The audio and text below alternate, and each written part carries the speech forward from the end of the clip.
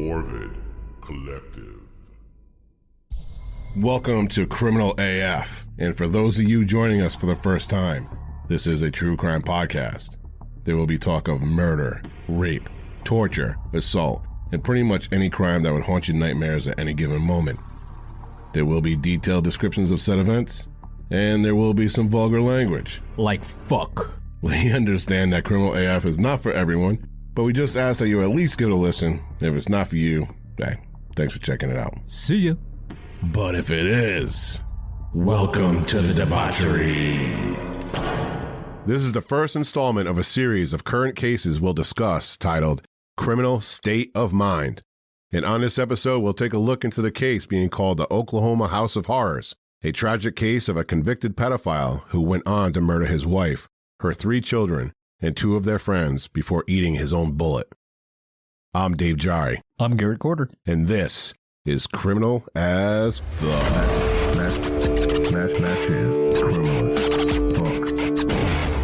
Fly me to the moon. Let me gaze across the stars. What's good, fuckers, and welcome back to another episode of Criminal AF. Once again, I am Dave Jari, and with me, as always, is my co-host, Garrett Corder. How we doing? Before we get into this horrific story, we'd like to recognize our sponsor for this episode, HelloFresh. With HelloFresh, you get farm-fresh, pre-portioned ingredients and seasonal recipes delivered right to your doorstep. Skip trips to the grocery store and count on HelloFresh to make home cooking easy, fun, and affordable. That's why it's America's number one meal kit. To get our amazing offer of 50% off and free shipping, go to HelloFresh.com/CriminalAF50 and use code CriminalAF50. Now, we absolutely must give a shout out to our newest members of the debauch, Brian Luz, Julianne Des Ormeaux, and True Crime University, one of our friends, Debbie, over there at True Crime University. Thank you very much for joining our fucked up family. Thank you guys so much. Now, you can become a member of the debauch by joining our Patreon for as little as $2 a month for general support. Everyone gets access to our private Discord as well as ad-free episodes. And those who join our $5 tier or above, you get all of our audible, visual, and downloadable content. And for the higher tiers, you get all of this plus producer credits on every episode, some goodies thrown in like t-shirts, posters, coffee mugs, etc. To choose your tier, just go to criminalasfuck.com and click on the support tab. And when you type it in, make sure you scream fuck. Just say fuck. Criminal, it's like www.criminalasfuck. My mind, Jesus, it gave me the chills. Now, there are other ways to support Criminal AF as well. You can visit our show on Apple Podcasts where you can give us 5 stars and leave a detailed review on why Criminal AF is the number one true crime podcast in the world. That's right. And you can also go to Spotify and answer the questions or polls that are posted with each episode. Last but not least, you could be rocking our merch. Go get you some merch. Yes, sir. There are tons of designs and products to choose from, and you can find them at www.criminalasfuck.com and click on the shop tab. My headphones are peaking. So we just want to kick in with a little Gilgo 4 update, and it's breaking news. Just came out today. So we talked about in the Gilgo 4 episode, one of the victims was called Jane Doe number 7. She was also known as Fire Island Jane Doe. She has been identified, folks. Today, what's today? The 4th of August, yes, 2023. Her name was Karen Vergata. Vergata was 34 years old when she disappeared in February of 1996 and had been living on West 45th Street in Manhattan, and it's believed she was working as a escort at the time. Producers said that the body parts belonging to Vergata were discovered in 2 different locations years apart. In April of 1996, her legs and feet were found on Fire Island, and her skull was found in 2011 near Tobay Beach, which is on Long Island, relative to the Gilgo Beach area. Yep. So, breaking news, we got another one identified, so... This case is kind of hard to keep up with right now, because we're at that spot where you can tell that the prosecution is trying to keep everything hush-hush. Right, but there's still the other day, the excavator came to the backyard, was only there for 8 hours, dug up the backyard, and then just, they removed all heavy machinery right after. Right. Yeah, and then and also, too, is you're getting mixed... And they're like, we cannot confirm nor deny we found human remains. Yeah. Well, why'd you bring in the excavator? Well, we just have to make sure. Right. It's very hard to keep up with the case right now. Yeah. So as we get more information, and yeah. I want to give accurate information. I've seen 1,000 TikToks. There's a million. I've seen 1,000 TikToks. Like he's got a property out in Arizona. He's tied to like 4 other escorts in Atlantic City. Yeah. Blah blah blah blah. It's like everything's coming out, but it's like, all right, well, where's the?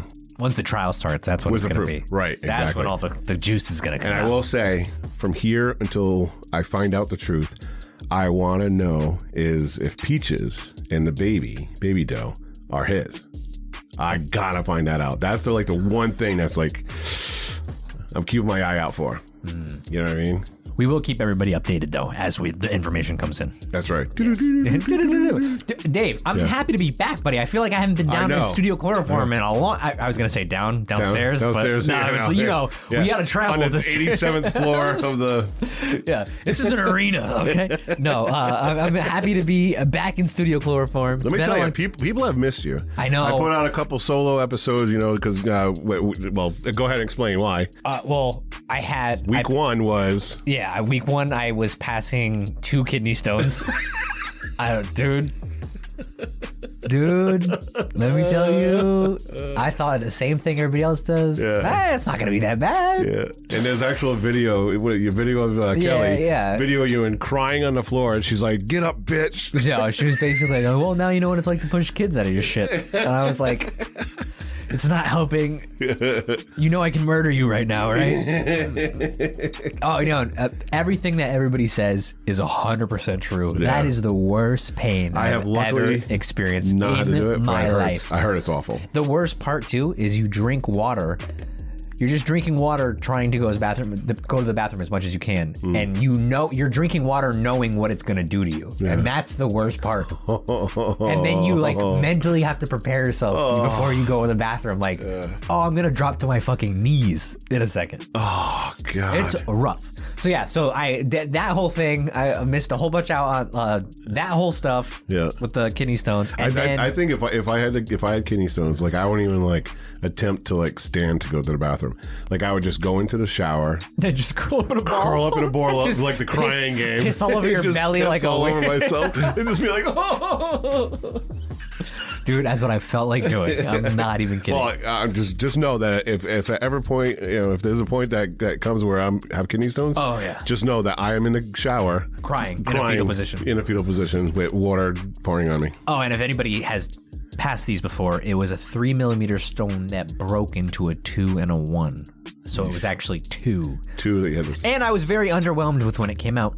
They're small, yeah. That's not very big. Looked like it looked like a little Sugar in the Raw cube. The little... have you ever seen Sugar in the Raw? Yeah. Just looked like Sugar in the Raw. But when I saw it, I'm like, that motherfucker was putting me on my knees? I didn't understand. I was like, how is that...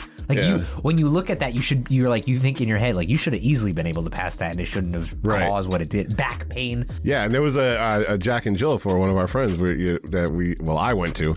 And, I know I missed. And you were like, I wanted to. I'm going to try to make it. And you're like, there's no fucking way I'm going to make it. I'm not going to a Jack and Jill without drinking. Yeah. And then I would have just been dreading the whole time I was drinking. Yeah. Oh, and that's where I officially met our friend Pickle Jenny 420. Yes. Thanks for coming. What was that? I'm trying to do the fucking bonk thing again.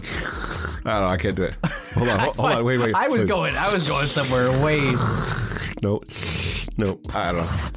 Yeah, I don't know. I can't do it. I lost my touch. Yeah, I gotta. But anyways, Pickle Jenny 420 was there. All right, so that was 1 week. Oh yeah, that was 1 week, and then me and my family took a vacation up in the mountains, up in New Hampshire. Up there in New Hampshire. Did Clark's Bears and all that stuff. Dude, what? Go away, you old coot. The best part is right when you texted. So Dave texted me. I didn't know that you've ever been there. Clark's First off, you butchered it, but it was hilarious. What was it? It's stay away, you old goat. Old goat. What did I say? You smelly goat.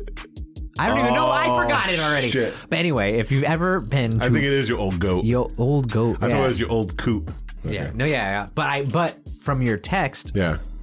I understood exactly what you were talking about. So I was like, oh my God, you've been here before? Yeah, the train stops and then the guy's he chases you around with the huge cap gun shit. But my whole the whole time there, all I was thinking about was...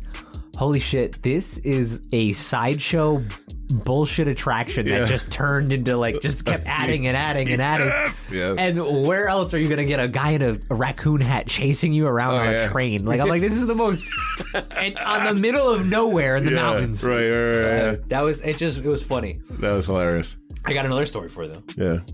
So if it's anybody who with kids out there is gonna appreciate this one too. Okay. My 8-year-old, right, we're at dinner out there at a restaurant. We went on our way back, and she's on her iPad. She had her like a little iPad or whatever while we were waiting for our food, and she's like hiding it. And I look over the corner, and she's playing on an app. Right, I'm like, what the fuck is that? Okay, she's 8 at this point. Okay, yeah. And I grab it, and she's playing this game called BitLife. And she instantly starts crying. Instantly starts like tearing up, blah blah blah. Like she got caught. That's the difference. It wasn't like she was just mindlessly. She knew it had bad stuff on it. Yeah. And I was like, "What is this?" And she's like, "It's a bad app. I'm sorry. I shouldn't have downloaded it. I'm sorry." Like she instantly started apologizing. And I'm like, "What the hell is this?" So I start looking. Yeah. It's a life simulator, right? Okay. You start off as a baby, and then it asks you questions, and you answer multiple choice, and then you grow in age as the questions. But the questions get kind of adult, risque at like 18, 19. It's like, did you take Jimmy to prom? Yeah. You answer yes. Are you going home with him? She's 8. What? And if you voted, and then it depends on what answer you do. You go down Jimmy different hit paths. The back of your throat? No, the next question, right? Yeah. Did you use protection? Oh, and then she's like, what? I guarantee you she doesn't understand that, but she's still playing this game. So I when I was because I downloaded it real quick just to make sure, and then I put no just to see. And you're pregnant now. Now you live your life as a pregnant 18-year-old. My daughter is a 94-year-old grandmother. That's how far she's playing. She played the whole. She beat cancer twice. What the fuck? Oh my god. What? Wow, she's been playing this for a hot minute. Dude. So, hey, check your kids' iPads for BitLife. Beat cancer twice. But that's the funniest part is like my son is sitting across from me playing with his cap gun like a mouth breather, like not a care in the world, and then 2 years older, an 8-year-old is a 94-year-old grandmother who's probably had like has 5 ex-husbands. Yeah. Pre-dementia, fucking beat cancer twice. I'm like, what? Oh my god! And she's probably who knows what she's fucking like had to read and see. I don't know. So check your kids' iPads. Wow. Yeah, that was my fun story. But it was the first. My daughter's an angel. She doesn't get in trouble that much. But it was funny to see her break down. Like I almost I was laughing on the inside, but at the same time like I was trying to act all like mad. Right. You're like, let me see. Yeah. But the real So. But you had to put the dad foot down. But in the meantime, I'm like, dude. She's a 94-year-old. Beat cancer twice. That's what she told me. She said, "Daddy, I beat cancer twice." I'm like, what is going on? She's probably like the old lady at the end of fucking Titanic. It goes to show how like a year difference in between kids is so much at that young age. Especially a girl and a boy. Yeah, boys are just they're mouth breathers. Dude. Yeah, boys are mouth breathers until they're like fucking 17. Yeah, and then you got to worry about them. Oh, want to walk overtime tomorrow? No. But then you got to worry about them like stealing your car or like knocking a chick up or something like that. Right. Other than that, it was a great vacation. I'm glad to be back. That's good. I missed you, but I saw you all the time, but I haven't been down here with you. Yeah. So like I was saying, there's been I've been getting a lot of comments and remarks and stuff like, oh, where's Garrett? But we're back, and it is time for mail call. Prior to every episode, we send out an AMA on Instagram for a chance for your question to be answered on air. And today we have 2 questions to be answered. The first is from Dylan8720, and he wants to know, out of all the serial killers, past or present, who would you want to feature on the show? Ooh. The person that I would probably want to feature is David Berkowitz. The son of Sam. Yeah. You know why? Because there's like a huge question lingering now. That is it the son of Sam or is the sons of Sam? Like, did he really do it all? Because now he's saying he didn't do it. Yeah. He said there's a couple he did. He didn't do all of them. So I want to know for a cult. fact, 100%. A little cult behavior. Was there a group of people who did it? He's not going to tell you. He's going to say, well, he'd probably tell you there is. Because Right. I don't know. You know, somebody like that only they would know the fucking answer. And, you know, since we're featuring you, you got to tell us the truth. Yeah. You know? Yeah, since you're sitting next to us. I'd be sketched out the whole time. I'm definitely carrying my gun the entire time. 100%. Entire time. 100%. I'm definitely leaning towards somebody more odd. I would like a socially, like, I would just to like Socially awkward. Yeah, just to mess with them. What about your boy? What about your boy Charlie? He would be a fucking serial trip. killer. Dude, that is such a good answer. Even though he's responsible for those people's deaths. He wasn't a serial killer. Right. Charlie would be fucking sick to just hang out in a room and just talk about like. Now, would you sit him between the two of us right here, yep. or would you sit him on the other side of the room? No, he's sitting right here. Oh, that's sketchy as fuck. No, but he seems like someone that you could easily just distract and get going. Like just get him going and just have him going on rants. Yeah. He I don't think he's in person. He's not harmful at all. No. He's not going to actually attack you. That's actually a very good pick. I would probably yes. Thank you. I'll say I'm going Manson all the way, baby, and we're going to sing songs. Bring your guitar. That would probably be a good time. That'd be a good show. Yeah. I actually like that one better. We'd have to like calm him down every now and then. Hey, Charlie. It's like, all right, focus it. Reel it in. Chill out, man. Relax. Relax. Reel it in. Hey, calm down. Dude, the government's not after you. Yeah. Oh, the stories he could tell, though. Oh, because there was like a lot. There was like, if you watch a lot of his interviews, like he starts going on a little tangent where you want to know where he's gonna take it. Yeah. But the interviewer is always like, well, no. Let's bring it back to what I want to know, this answer and this answer. You know, it's like, no, let the dude talk. Let's see where this see where this story goes. He's almost like a mellowed out Alex Jones. Like the frogs are gay, and like, but it's like he doesn't do it all worked up. It's just you don't know what the fuck's gonna come out. The interdimensional aliens want to control your mind. They want to do that. but it would be more like, yeah, man, the interdimensional aliens, man, they want to control your mind, dude. It would be fun to just let them go off on tyrants. You know what? We're gonna go with that one. Yeah, we both are gonna say. We're going to say Charles Manson. 100%. I like that answer. That's what I'm going with. Garrett is too. So thank you very much, Dylan8720, for your question. And next we have Kaylee Moon. She actually emailed this to me. Oh. And she says, there are loads of cases where evidence is locked away, never to see the light of day again. If you could gain access to one and only one piece of evidence. I'm saying this before. I can say any this. case. I can say this before you even finish the sentence. Go. What would you choose? Dahmer. Come on, dude. Everybody knows that. What do you want to know? Dahmer. I want to see the Polaroids. I want to see photo. I want to see everything. You want to see? I want Dahmer. 100%. Dahmer. Yes. I want access to that entire folder. Okay, well, for reference, Kaylee did say that if she had to pick one piece of evidence, it would be the videotape walkthrough of the Catherine Knight case, where she skinned the boyfriend and hung his skin suit in the fucking doorway. She just wants to see the skin suit. Yeah. She just wants to see that's what I mean. Well, the head was boiling in the pot. You know, all that kind of shit. Yeah. Now I'm going to go a little dark. And a lot of people... Oh, you're going to say the toy box killer. Oh, you are 100% right. You the toy box killer. I knew it. Toolbox killer. Toolbox killer, not the toy box killer. Oh, both, actually. Oh, the toy box. Oh, wait a minute. I'm confused. Oh, wait. You the toy box fuck, dude. You want to see some doggy action?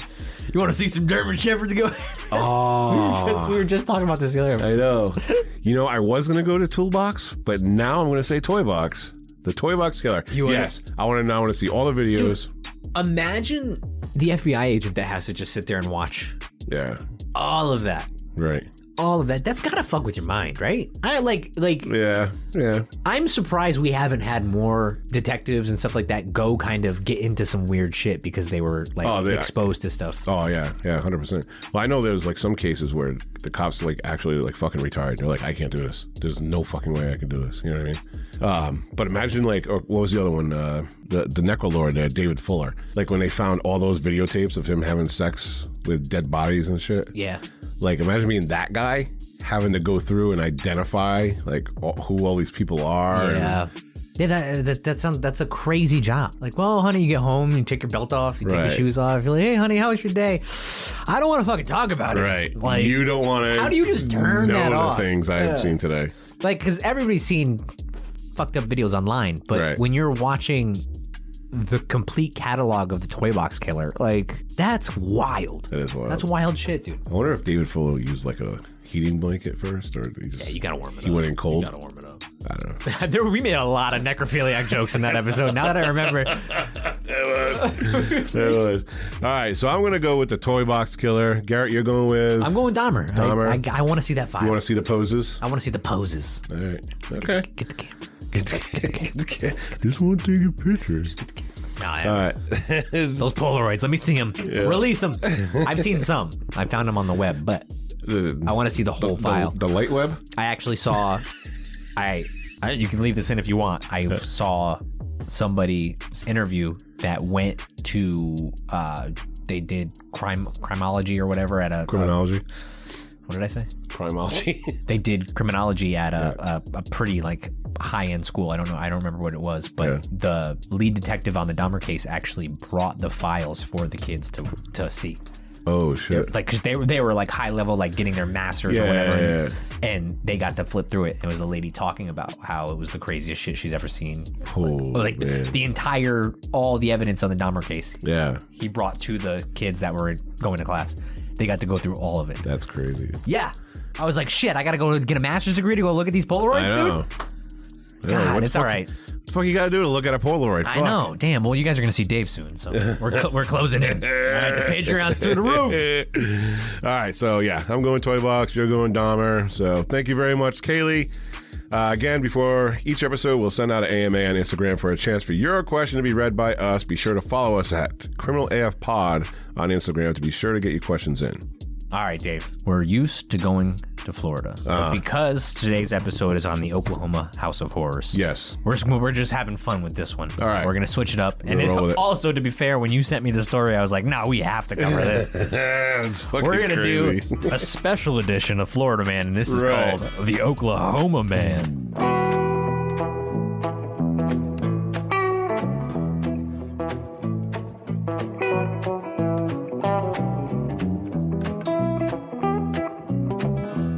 Breaking news. Oklahoma man stabbed flagpole through another man's head at a Sonic drive-in. Sonic sucks, too. That'd be the highlight of my... for his Frosty? Dude, that would be the highlight of my day at a Sonic, let me tell you. Imagine you standing there waiting for your Frosty, like you're sitting in your car, and next thing you know, you got a fucking flagpole jabbed through your fucking face. Tulsa, Oklahoma. You know what's great? Every time that you're watching Cops or like a TV show that has like where it follows police officers around. Bad boys. Tulsa always has some crazy they're always recording in Tulsa. Tulsa might be up crazy. There. Tulsa's crazy. Tulsa, Oklahoma. Well, Tulsa was also that one where the, without going into any names or anything like that, Tulsa was the 12-year-old girl who stabbed and killed her 9-year-old brother. Yes. Do you remember that? Yep, I saw that. The body cam came out a couple months ago. Yep. And she was like, she came down and said, I don't know why she did it. The mom's all crying and shit. I don't know why she did it. I don't know why. I don't know. I'm so fucking sorry, Mom. I'm so fucking... Yeah. That was wild. That was Tulsa, too. All right, go ahead. All right. An Oklahoma man is accused of thrusting a flagpole through another man's head at a Sonic. Thrusting. Okay. Thrusting. Officers, you gotta show these people his mugshot. How about IG? It definitely looks like he's from Tulsa, Oklahoma.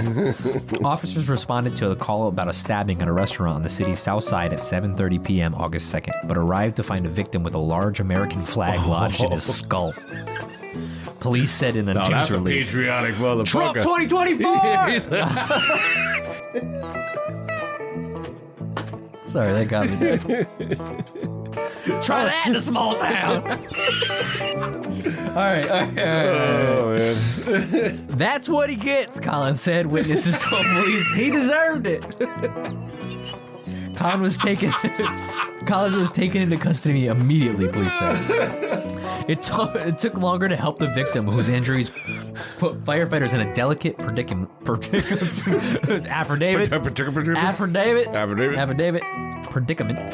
according to police. The pole entered the victim's head beneath his jaw and exited the other side of his head near his right temple. It's like an uppercut stab. Oh, he went through and out. Oh, yeah. Oof. The American flag was still attached to the pole at the time. Flapping in the wind. That's a sight, baby. I'm proud to be an American. That's a sight. God, I never seen the Star Spangled Bangle. The stars shine so bright. The pole. Wait, where am I? I'm like, due to the, wait, it gets even better. Due to the size of the pole, firefighters had to cut part of it off for the victim to fit in the ambulance. All I'm thinking of is a cartoon where, like, my God, the person just keeps going through something that doesn't fit, trying to get in the back. he's like trying to walk sideways. Something out of Beetlejuice, Yeah. for sure, in the waiting room of hell or wherever they are. Yep. Oh my God. Miraculously, we were told the victim will survive his injuries, but he will likely lose an eye. Oh, poor guy. Collins was arrested on a charge of maiming after. Wait, he got arrested for maiming. Maiming. On a charge of maiming after a former conviction of a felony. So he was a felon. I mean, So maiming, he didn't get like attempted murder. Yeah. I don't know. Maybe that's a worse. Maybe it doesn't hold up. Maybe Assault, I mean, I don't assault with a deadly weapon, attempted murder, batter. Well, name them all. You could throw the book at him. Right. Read that one sentence again. Just go back. Which one? Where it quoted him. Oh. He deserved it. That's what he gets. Collins said, witnesses told police he deserved it.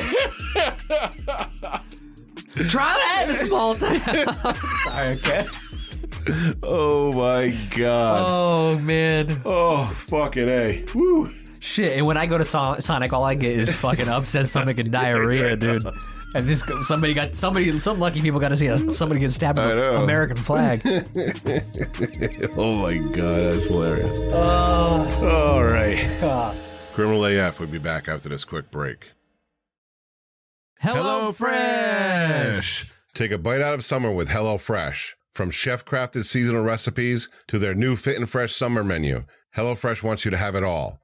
Free time and fresh, tasty food. That's why they take care of the meal planning and deliver the ingredients, so everything you need to whip up a delicious meal arrives right to your door. Featuring quality proteins, fresh produce, and whether you have a large family or live on your own like I do, HelloFresh has the perfect meal plan for your lifestyle.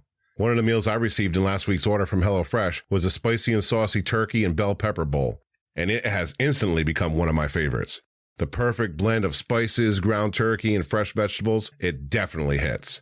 And did you know HelloFresh offers more than just delicious dinners? It's now easier than ever to skip that extra run to the grocery store by adding snacks, sides, and more to your weekly order. Simply shop HelloFresh Market and take your pick from a curated selection of over 100 items. Go to HelloFresh.com/CriminalAF50 and use CriminalAF50 to receive 50% off plus free shipping.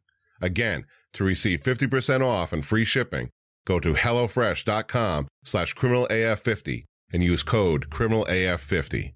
And don't forget to tag your meal creation at #HelloFreshPicks. HelloFresh, America's #1 meal kit. Now back to Criminal AF. All right, it's time to go fuck this episode in the mouth. What the fuck? What was that? Is that new? Yeah, that's a little new, okay. right? Yeah. All right, let's fuck this episode in the mouth. All right. So this is the first in a series of episodes that we're going to do called Criminal State of Mind, where we'll discuss a case or two from different states, provinces, shires, counties, or whatever area, they happen in. Just know that the word state will be in the title because criminal shire of mind just sounds stupid, if I'm being honest. I mean, really, you know what I mean? So we're going to kick it off in Oklahoma, where we have a case that will make your fucking head explode. And this is being called the Oklahoma House of Horrors.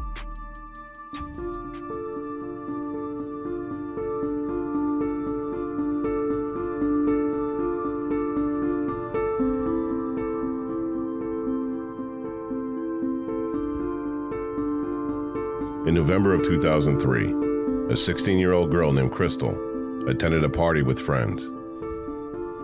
Also in attendance was her friend's boyfriend, Jesse, who was nearly 20 years old at the time. Crystal didn't know Jesse well. She described him as nothing more than an acquaintance. Crystal was getting a little tipsy and Jesse offered to bring her home, where she fell asleep, only to be woken a few hours later by persistent, loud banging at her front door at around 3 o'clock in the morning.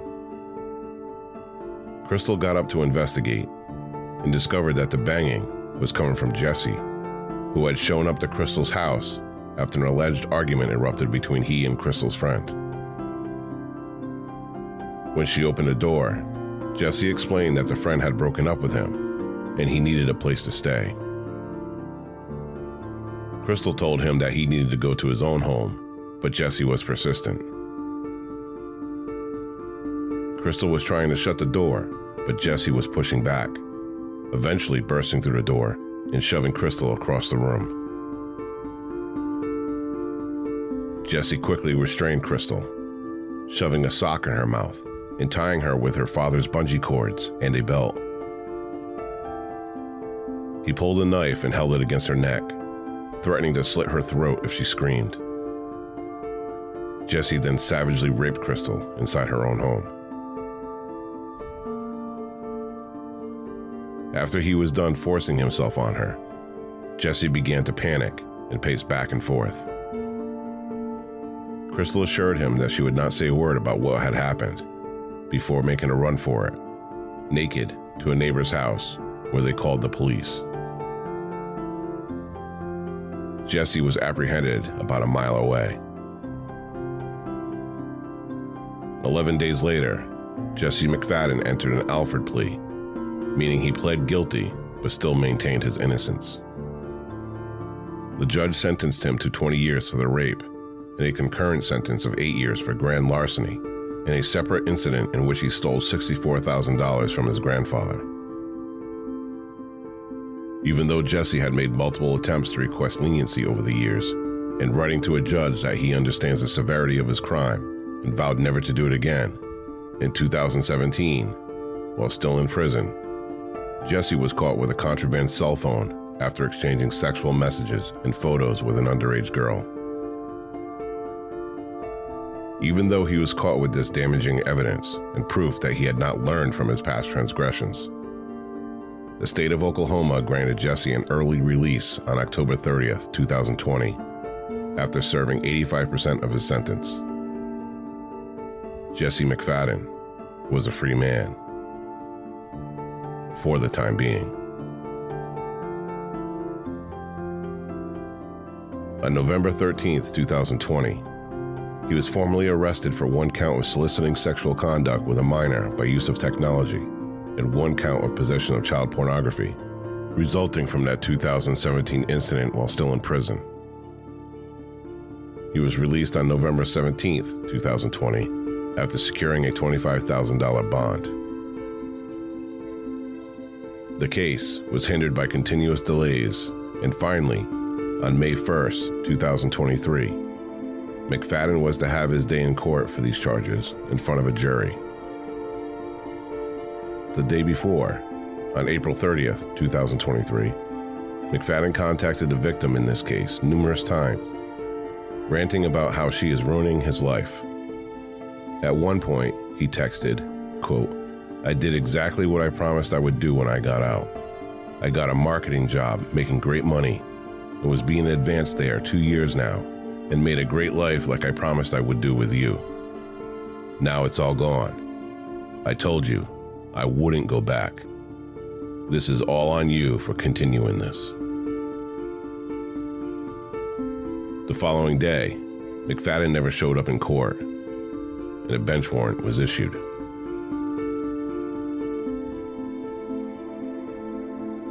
On the evening of April 30th, 2023, the parents of 14-year-old Ivy Webster and 16-year-old Brittany Brewer had gone to the police to file a missing persons report for their daughters, who both failed to return home as planned and neither were answering their phones. They both spent the previous night, on April 29th, at the home of their friend, 13-year-old Tiffany Guess, in Henrietta, Oklahoma. On May 1st, an Amber Alert was issued, and at 10 a.m., police were dispatched to the home of Tiffany. Officers spent about 19 minutes at the home without making contact with anyone before leaving. A second call to police was made shortly after, stating that 4 of the occupants of the home, 35-year-old Holly Guess, her daughters, 17-year-old Riley Allen and 13-year-old Tiffany Guess, and her son, 15-year-old Michael Mayo, were missing as well. Again, several attempts were made to contact the occupants of the home, to no avail. Finally, a third call came at 2:22 p.m. This call was to serve a warrant to another one of the occupants of the home for failure to appear in court that morning. This person was none other than Jesse McFadden.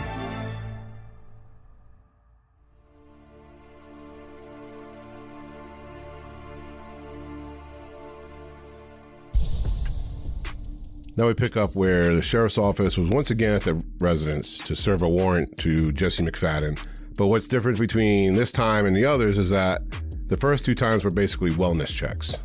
So like police, they basically show up to the property, they knock on the doors, they can look through the windows, try to establish contact with somebody. Now, if nobody is seen or nobody answers the door and nothing seems to appear to be criminal in nature, then they just chalk it up as nobody's home, and they move on. So those were the first 2 calls that they received to go to the house. I don't know, at the second wellness check, Some red flags are raised. Yeah. you reach out to a family member that gives you permission. There's other things. There's other ways avenues. around There's it. other avenues, It seemed like very lazy police work in my end. Right. We'll go into a little bit of that. But now, when you do a wellness check, you can't enter the home on a wellness check without permission or probable cause. Now, for the third visit, they had a warrant in hand to arrest Jesse McFadden for failure to appear. Now they can go around, start snooping a little bit, looking at the property in an attempt to find him, right? Yep. And this is where the sheriff's office comes upon the bodies of 17-year-old Riley Allen and 2 friends of the family who were there for a sleepover that weekend. It was 15-year-old Brittany Brewer and 14-year-old Ivy Webster. They were found several hundred feet in back of the home by a creek on the property. Each had a single gunshot wound to the head. About a quarter of a mile from them, or about 0.4 kilometers for the rest of the world, they found the bodies of 35-year-old Holly Guess, 15-year-old Michael Mayo, and 13-year-old Tiffany Guess. Both Michael and Tiffany were shot twice in the head, and Holly was shot 3 times in the head. All were shot with a 9mm handgun that Holly had purchased this past January. I guess that we should note that fuckface McFadden. Fuckface McFadden. Yeah. You know what? That's a good one. From here for the rest of the episode, he's fuckface. We're going to refer to him as fuckface. Fuckface McFadden. McFadden, yeah. He was also found at this location with a single self-inflicted gunshot wound to the head. The fucking pussy. Fucking pussy. Fucking pussy. You're a big bad guy. You can shoot all these people, but you can't. Yeah. Can't take the heat. What a pussy. All right, so what makes this all the more strange is that it appeared as if the bodies were staged. They were moved from the actual murder location, which was not being disclosed at the time, to the locations where they were found. All the bodies were identified via dental records, so the families didn't have to go through any more pain of having to witness what was done to them. No, that's horrible. Now, the girls who were there for the sleepover, Ivy Webster and Brittany Brewer, they both showed signs of a recent sexual assault. Now, I couldn't find if this assault had occurred before or after the girls were murdered. But bottom line is, those 2 were raped at some point. Now, here's where it starts getting what I talked about earlier, where it's more like Keystone Cop-ish. I like that. Keystone Cop-ish. Yeah.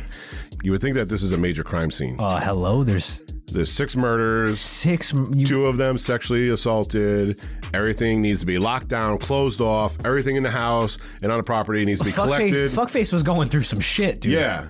Exactly. Obviously. You fucking collect everything for evidence. Yeah. Rope it all off, right? Major crimes, bring them in. Yeah. According to the sheriff's office. I mean, it is Oklahoma. They're probably far away. Right. Now, here's the thing about Henrietta, Oklahoma, where this happened. The population is under, I believe, 6,000. So it's not a very big town. Yeah. Okay. Now, according to the sheriff's office, the case was closed. The suspect, Fuckface McFadden, was dead. Headline, Fuckface McFadden. Fuckface McFadden. So I guess there's nothing left to see here, folks. Whatever. So the entire scene was released to the landlord of the property. Wow. Now, on Thursday, May 4th into Friday, as the families were preparing to have the funerals for their loved ones, the Lord of the Land, the landlord, called the family and told them they had until Sunday to get all this shit out of the house or he's throwing it all in a dumpster. Oh, wow, man. Thank you so much for being, somewhat peaceful in this whole situation. What a piece of shit. Thanks for understanding that our entire fucking family has been murdered. Holy crap. You're a fucking dickhead. Right? So. Yeah, you're going to rent it that fast? Right. Yeah, he's got to flip it. He's got to fucking turn it around. Got to get that rent money. All right, so the members of the families, including Holly's aunt, Lynn Wyatt, went to the home and invited a news crew with them. And what they found inside can only be described as horrific. Now, in addition to several computers and up to 32 different cell phones, okay, several computers and 32 different cell phones, in which we all know in the pedo world is a huge red flag for kiddie porn, okay? They can't track it. Wyatt, on the actual devices. Yeah, yep. Wyatt, Holly's aunt, found medical records and a ledger with numerous names and numbers written inside. And the numbers could have been ages to go along with the names, but that's just speculation. That's all they said was names and numbers. There were restraints and chains bolted to the walls, drug paraphernalia, sex toys, and lube just laying around the house for all to see. She also found a wrapped up towel duct taped to the back of a dresser and discovered it was another set of restraints that were different from the others. So why were these special restraints? Why were they wrapped up in a towel and duct taped to the back of a dresser? You know what I mean? Yeah. Is that a souvenir? Did you rape somebody before and that's your like token, whatever? And fuckfaces, they're definitely going through something. Oh yeah. They also found 4 binders with photos and Polaroids, possibly of children of a sexual nature, but this was not confirmed or elaborated on. They just said they found binders with Polaroids. They found bloody shorts in the closet, bloody underwear hidden underneath the floorboards, allegedly still damp. Definitely saving souvenirs for sure. All right, just let that settle in. Allegedly still damp. But mind you, nothing to see here. The scene is clear. I was going to let you finish before I started talking about the amazing police officers that were working in. All right, I'll continue. Small town. I'll let you. Keep going. Add to it. She brought all of this information to the sheriff's deputy, who was on location, and was told that the crime was solved. Whatever was in the house had no bearing on the murder investigation, and everything could be thrown out. Now, Justin Webster, the father of the victim, Ivy, also reportedly visited the property to review the evidence that left behind. During one of his visits on the property, Webster alleged that he found a receipt for the padlocks, which were attached to the restraints in the home, that reportedly showed McFadden purchased those restraints that were bolted in only a few days before the murders. Webster also claimed to have found a bloody wet wipe, 5 more cell phones, and additional drug paraphernalia. Now, this was obviously still a crime scene, okay? The murder investigation may have been solved, whatever. Sure, the 6 bodies we found, yeah. You know who the killer was, murder solved, correct. How many more victims are out there? You know what I mean? Considering all the stuff that fuckface left behind. Yeah, trying to help identify the people on the, in the binders. None of that. They don't care. They don't care. Right. And which raises up another question. Whose blood is where? Right. Whose bloody underwear was that? Whose bloody wet wipe? Whose bloody shorts? Who does this shit fucking belong to? Now, this raises another question. Is there a pedophile ring being operated in Oklahoma? It sounds pretty fishy, you know what I mean? All those cell phones and that's a lot of cell laptops, phones. Right? Yeah. Now, a private investigator that was hired by the family discovered that numerous people use that property as their location address, meaning that you can look up 30 people and their address all says this fucking place in Henrietta. Crazy. You know what I mean? Crazy. So how many people were in and out of that home at any given time? Okay. Using it, and what horrors went down. I mean, it's a fitting name of the episode here, or name of the murders. Right. So now everything has since been turned over to the Oklahoma State Bureau of Investigations. As obviously they clearly see that there's a lot more going on here than what the sheriff's office believes. Now, there hasn't been much more released since then regarding what was found in the home, because we kind of believe that it's an open investigation. They open it back up, or there are civil suits pending, right? Because obviously the sheriff's office. We'll go into that. We'll go into that. Yeah, you would have heard from me for sure out of that family. Yeah. So, who was Fuckface and how did he get out of prison? All right. So, as we discussed in the story, Fuckface was sent to prison in 2003 for the rape of Crystal and was given a sentence of 20 years. Now, while in prison, Fuckface was doing fuckface things. Okay. In March of 2004, he was caught with possession of tobacco, which is an infraction. June 2005, a possession of cigarettes. November of 2005, tested positive for THC. This is all while in prison, mind you. Yep. January of 2007, he was out of his cell during a lockdown. February 2009, sexual activity. Oh damn, he was having fun in the shower. I guess. Yeah, he was dropping the soap, or somebody was dropping the soap. Again, in January of 2010, sexual activity. February of 2010, battery of another person, which he was probably forcing the sexual activity. Who knows? Yep.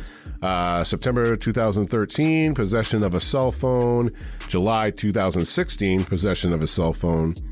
And December of 2016, it says here a law violation. What is that? Well, the last charge, the law violation, was when investigators found porn on a phone that Fuckface had. Now, this was the case that he was set to go to trial for the day after he murdered everybody. The last three violations are considered Class X violations, which are considered to be the worst type of violation. And according to a statement by the DOC, McFadden was released after 85% of his time because he banked enough credits to be released early. Dude, I don't get... This guy's not squeaky clean. Like, I understand, like, you do 20 plus years or whatever, you're working your ass off, you're trying to do better, you get your GAD, you have a flawless prison record. He didn't have a flawless prison record. This guy should have served his whole time. Right. And plus some. Yeah. Well, yeah, of course. Yeah. I mean, the grand scheme of things. Right. So it says here from the DOC that credits are earned through good behavior and hygiene, having good hygiene. Well, apparently he spent a lot of time in the showers. As long as my COs don't have to smell you, yeah, you're gonna get out of here, Sonny. Yeah. Fucking crap. What? What is that? I have no fucking idea. All right. So according to the DOC policy, for a second offense of a Class X violation, credits can be revoked. So he had 3 Class X violations, yet he still got out after serving 85% of his time for good behavior. Yeah, okay? Whatever. Yeah, because raping somebody in a shower is good behavior. You know what I think it came down to? I think it came down to it was 2020. It was fucking COVID, and they were just fucking releasing people left and fucking right. Very true. You know what I mean? All right. So when Fuckface was caught with the phone that investigators say had child porn on it, which he was subsequently arrested and charged for after his release, no credits were revoked. He didn't get penalized for any of his credits. Listen, really think about that. Mm-hmm. You have a cell phone in prison, which is a huge violation. Yep. And that cell phone had a shit ton of fucking child porn on it. Which is a felony. Right. Mm-hmm. No credits. No credits revoked. His punishment for having the phone was 30-day segregation and restricted visitation. Oh. His punishment for possessing kiddie porn was having his canteen, telephone, and visitation restricted for 90 days. So, in a nutshell, why was he released from prison while he still had pending charges? Okay? Because that kiddie porn didn't go away. You know? Now, a spokeswoman for the Oklahoma Department of Corrections, she issued a statement about Fuckface's sentence and release, and saying that he was received into prison custody in January of 2004. And per the state statute, for his conviction, McFadden had to serve no less than 85% of his sentence. It was right on the money. Which is a minimum of 17 years, which was 2020. Now, inmates are given credit for time served within county jails, which in his case was 76 days, moving his release date to October 30th, 2020. Now, still, he's having sex with other inmates. Problematic is understatement. He's obviously doing drugs in prison. He has cell phones in prison. He's doing all this fucking shit. time and time and time and time again. He's basically a fucking awful person, but yet, hey, That's time served. so crazy to me. Yeah. So McFadden, oh god. No, I'm blown away. I'm actually blown away. And I'm listening to this story and stuff like that. I wonder if that house, that address, you said it was linked to 30 plus people. Because after you get out of prison, obviously you need to show your address. You have to show where you're going to live. You have to put it on the register. record. Yeah. I wonder if that was a note, like all these people registered for that address, and then went around living their lives like normal fucking people. And they use that house as whatever. Yeah. And it fits that bill if that is kind of like a kiddie porn hub where they bring victims wherever. It makes sense that a bunch of ex-felons that are fresh out that have already talked about this system and like, hey, use this address, use this thing. It's a known thing around. Because these guys, they know who likes kiddie porn in jail, especially if they're housed together, usually for sexual crimes and stuff like that. Yeah.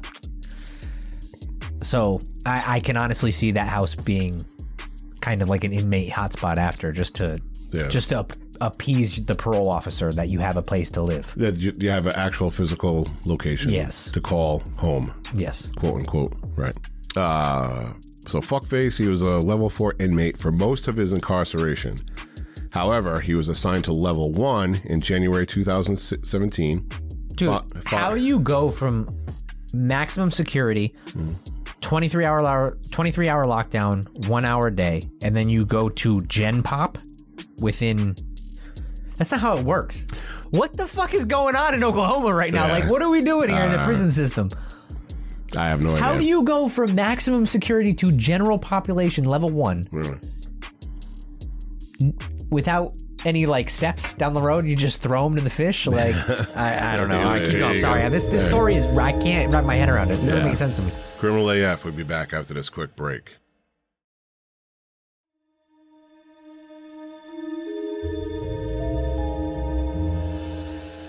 Now back to Criminal AF. So when McFadden, he reached his 85% date, his bank credits were applied and he was released. He was arrested 2 weeks later for the possession of child porn while in prison and posted bond. All right, so you're going to be released. You're out, whatever. You get rearrested for a crime you committed while in prison, okay? Why would you fucking be released? You're spending more tax dollars trying, like, you know what I'm saying? He's already there. Right. Why let him out for a couple days to bring him back in? I don't get that. That doesn't make any sense. Yeah. And he knew he was gonna, if he went back in, dude, listen, he knew if he went back, if he didn't do those murders and he didn't get all that, frustration out or whatever, he know the minute he goes back in, he's just gonna keep doing the same shit he's doing. He's gonna spend the rest of his life in jail. So that was his fuck it, I'm gonna kill myself, and I'm just gonna go on a spree, live out every one of my sick, dark fantasies. I'm gonna rape these 2 little girls, and then I'm gonna kill myself and just be done. I'm not going back to jail because I won't get back out. Right. That is horrible. Yeah. And there was multiple steps to stop it the entire time, and all those people could have been saved. 100%. But, accountability and the corrections and police sometimes it's unfortunately not held to this high standard as we think it should be. Right. Yeah. So after he posted bond, McFadden, he had to register as a sex offender. Okay. He was given no probation because he was a lifetime registered as a sex offender, meaning he had to check in every 90 days with the sheriff's office for the rest of his fucking life. Regardless. Basically. Yeah. You know what I mean? Because he's that sex offender label is not going to go away. Now, according to the sheriff's department, he was compliant with this stipulation. He checked in every single 90 days. And now here's the kicker. Now, registered sex offenders are allowed to live with their own children or with stepchildren as long as they are not a victim of the offender. Fucking sick. Right. That's such a bullshit. Yes. Fucking no. You shouldn't be anywhere near. You shouldn't be 100 feet from a fucking child. I don't care. A child. And that's what you hear horror stories about mom's boyfriends and shit like that diddling kids. And like, what? Why are you putting a sick person like that, or anybody who diddles children and putting them in that situation. I don't Into care. a home with children, right? Not even your own child. You shouldn't even be able to live with your own child. Yeah. And that's a bold thing for me to say, but you should. Because most kids get diddled by family members, and that's 100%, yeah, it's unfortunately absolutely. that's the truth. Right. Now, even though that they are allowed to live with their own children or stepchildren if they're married, they are supposed to notify the Oklahoma Department of Human Services if they do. Okay. Also, sex offenders are not required to notify their neighbors of their registration status. What? I thought you had to. Depending on the state? It's either dependent on the Dude, state. Oklahoma. Dude, I guess if we want to get away with anything, we just got to move to Oklahoma. Yeah. Because, where we're from, you basically have to knock on the door and say, hey, I touch children, and like shake their hand. Connecticut is super strict about it. Plus, you get a tracker. You get a little dot put on your Google map. On the map where they tell you, hey, you just moved. Sex offender just moved in. Hey, guess what? See that house next door? Yeah. Yeah. We know. Everybody knows in Got a CT. fucking kitty diddler right next door. Yeah. You pretty much know who's who in your neighborhood. All right. So apparently there were 4 radio logs and 4 90-day self check-ins pertaining to Jesse Fuckface McFadden. The sheriff's office stated that home compliance checks were performed at different intervals. Okay. They're not required to do home checks. All right. In a previous statement made by the Okmulgee, is that the county? Yeah. Sheriff's office investigator, Jason Dawson, he compared home compliance checks to playing darts. We do compliance checks, but it's like throwing a dart. We see which house we're going to go to because that's all the resources we have. You know, they can't check all the house. They must have a shit ton of fucking pedophiles. You know what I mean? I wonder. I'm going to look that up after this episode. After we finish, I want to see what state per capita has the most concentration. I would say probably that area because there's really not a lot going on. I mean, listen, all my southern people, I know states down south are definitely up there too. Yeah, we'll look it up. Sheriff Rice, he stated that home compliance checks are only completed on sex offenders when a complaint against them is filed. Meaning that the sex offender is required to do a 90-day check-in. They have to check in. Yeah. But sheriffs are not required to do a home check unless there is a complaint. Look, I understand not going to somebody's, like, I understand like a parole officer making like, you know, an inmate that had a felony aggravated assault, something like that, come in and just do a piss test real quick and leave. Yeah. I'm fine with that. If you are a registered sex offender, especially crimes against children, they should mandatorily have to go into your house, check out what you have in your room. You know what I mean? Yeah. Because normally most of those guys end up in halfway houses out of jail anyway. Yeah, absolutely. So I almost worked at one. Oh, I don't know how you would do that. No, I didn't. I know. I know you. I almost did. I've known you for some time now, and that's probably the best move you could have made. Was not to I would have fucking murdered somebody. I know. I'm telling you, I know you. If there's one, yeah. Yeah, but you know what I'm trying to say about the inmates? Like, I'm fine with them not checking everybody's house. You know, I'm not telling you to go check every single inmate that comes out of prison's home. I don't. That's not reasonable. Right. But if you are crimes against children, you better be going through their computer. There better be like, I don't know. Like, you know, there's like the whole. That should be a federal law. That should be a cross state line. Well, there's like a whole thing where, you know, like, oh, you know, they did their time, they have rights. Blah, blah, blah. Fuck you. As long as they're not doing anything. I'm trying to be, you know. Yeah. I'd like to say I'm the more progressive one on this podcast, but you know what? Fucking kill them all. I don't give a shit. Yeah. See that? Well, yeah. You are. Yeah. But now going back to Fuckface here. Now, he underwent one home compliance check on June 24th, 2022. And this compliance check was done by the son, okay? He was a sheriff's deputy, but also the son of the secretary that worked at the sheriff's office. Now, this is how small this town is. I just looked it up. Henrietta, Oklahoma, as of 2021, has a population of 5,630. Jesus Christ. Okay, so it's a small town. Try that in a small town. Yeah, well, look what happens in a small town. Look at this shit.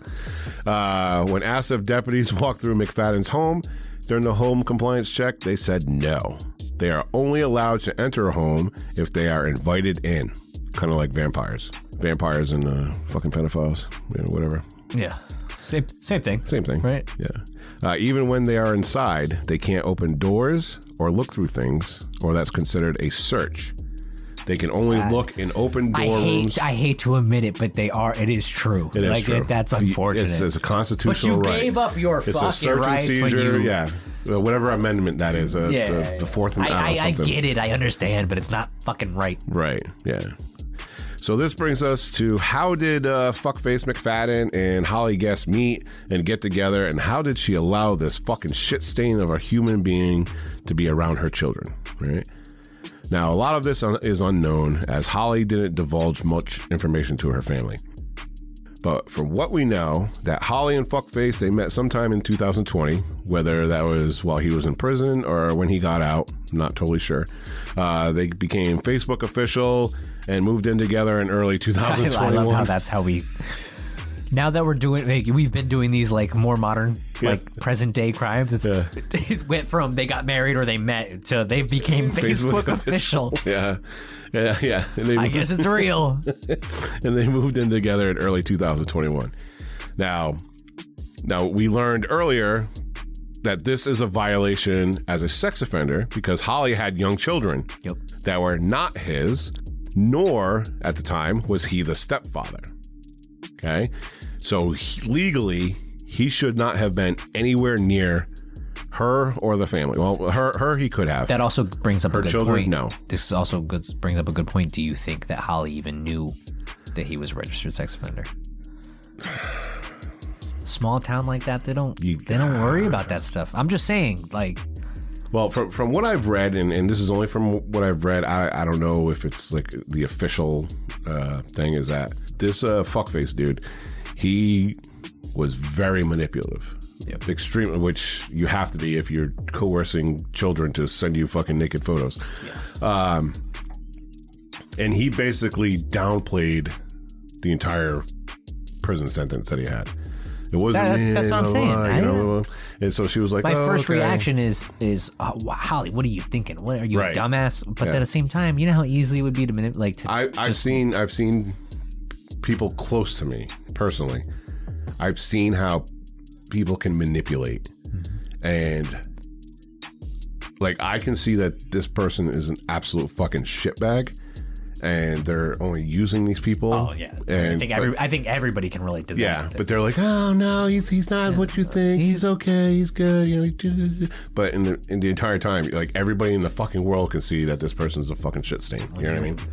When you're young, dumb, and full of cum, man, it doesn't matter. I guess. Yeah, I guess so. All right, so they were officially married now in May 26th, 2002. As per their marriage license. Now remember, this is a very small town.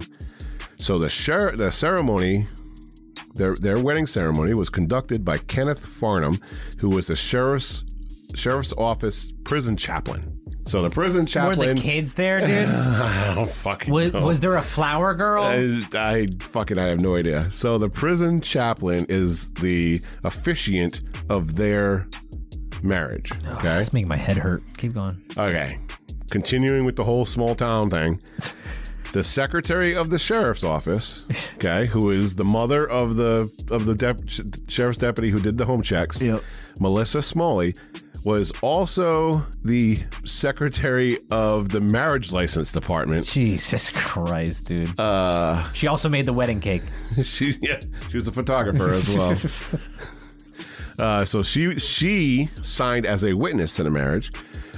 So like I said, she's the secretary of the marriage license department. She's the secretary to the sheriff, and she was also the person in charge of registering sex offenders. Oh my God, dude. And as we said, was the mother of the deputy sheriff who did the one home check in 2022. Yeah. All right. So now Holly was described by her family as sweet and funny, and her children were her entire world, which I'm not going to dispute that, because like I said, I've seen people be manipulated. Yeah. It's unfortunate. And it's sad, but it does happen. Now, the family did not learn of Fuckface's criminal history or their marriage until Christmas Eve of 2022. By that time, they were like, Holly, you got to get away from this dude, blah, blah, blah, blah. And by then, she was already full wrapped into this dude's fucking realm. So, although the family was concerned, Holly assured them that nothing was happening to her or the children. And by all outward appearances, this seemed to be true, including the kids inviting friends over for hangouts and sleepovers. Oh my God, that's like my worst nightmare ever, man.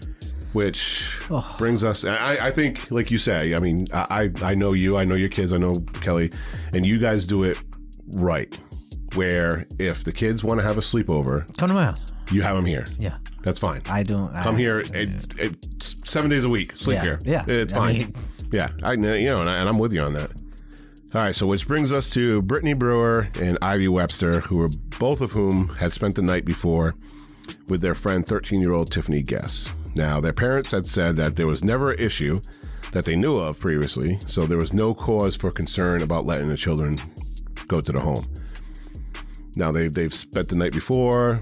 The girls never said anything bad or weird or anything. So, I mean, did anything happen? Who knows? You know, that is until you didn't think he brought in the wine coolers, some Seagrams. You know, Jamaican me happies. He may have.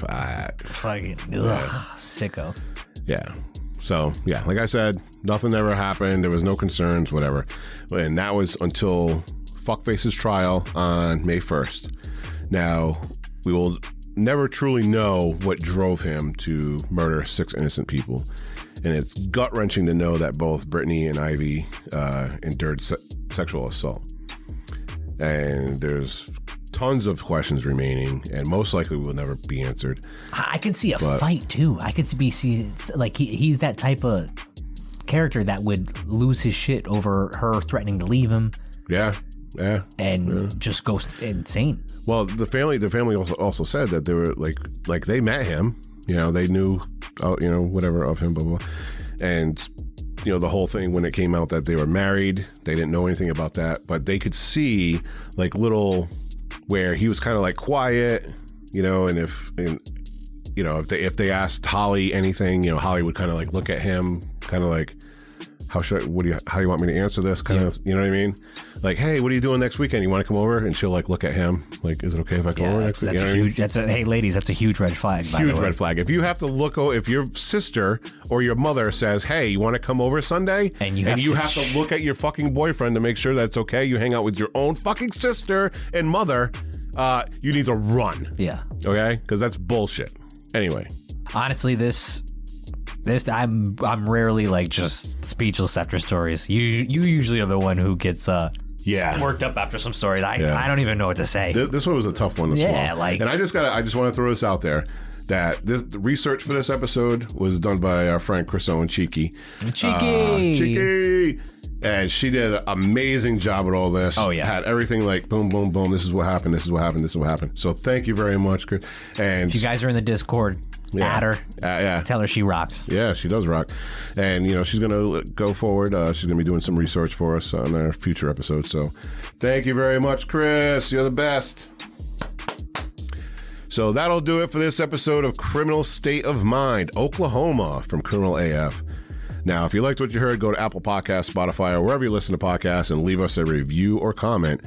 And don't forget, you can become one of the debauched by joining our Patreon for as little as $2 a month for general support. Everyone gets ad-free episodes and access to our Discord. Those who join the $5 tier or above get all of our Audible, video, and downloadable content. And for the higher tiers, you get all of this, plus producer credits on every episode, some goodies thrown in like t-shirts, posters, coffees, mugs, etc. Just go to www.criminalasfuck.com where you can find links to our support, socials, merchandise reviews, and more.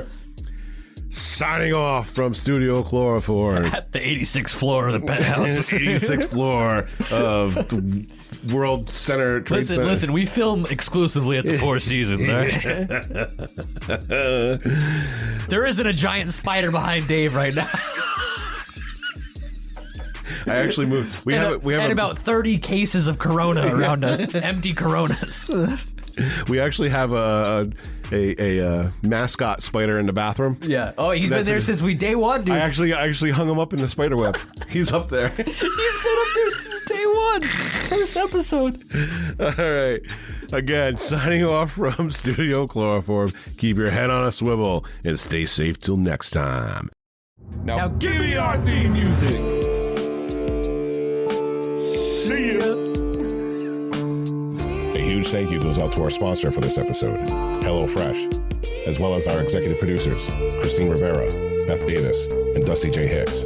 Our associate producers, Paul Hodge, Laura Shin, Chantal Daggett, Brooke Morgan, Jay Rawlings, Terry Burke-Woolen, and Tara Mazer, as well as our producers, JD, Trent Gobble, Emily White, Devin Dean, Lissa Perello, Alicia Knight, Maria Celine, Chris Owen, Justin Ware, Elizabeth +4, Jan O'Donnell, and Beth Esselman. Be sure to check out all of our socials at Criminal AF Pod on Instagram, TikTok, Facebook, Twitter, and YouTube.